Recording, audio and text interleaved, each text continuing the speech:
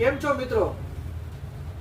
આપણે હવે જોશું કે કોઈ કસ્ટમર વોશિંગ મશીન લે છે તો વોશિંગ મશીનમાં વોરંટી કઈ પ્રકારની હોય છે, મોટરની વોરંટી કેટલી હોય છે, વોશિંગ મશીનની વોરંટી કેટલી હોય છે. જો વોશિંગ મશીનમાં અહીંયા જુઓ લખેલું છે 2 વર્ષની કોમ્પ્રિહેન્સિવ વોરંટી, એટલે કે 2 વર્ષની સંપૂર્ણ વોરંટી તમને મળે છે, તેમાં તમારે એક પણ રૂપિયો દેવાનો નથી. અને હવે વોરંટી છે 10 વર્ષની મોટર વોરંટી. આ મોટર વોરંટીમાં ખાલી મોટર જ વોરંટી કવર થાય છે, સર્વિસ ચાર્જ તમારે દેવાનો હોય છે, એટલે મોટર તમને નાખી જશે. મોટર તમને નવી જ આવશે પણ તમારે એની મજૂરી તમારે દેવાની હોય છે. હવે આપણે જોશું ક્યાં લખેલું હોય છે. જો ક્યાં લખેલું હોય છે એ આપણે જોઈએ. આ એની મેન્યુઅલ છે, આ ઇન્સ્ટ્રક્શન મેન્યુઅલ છે.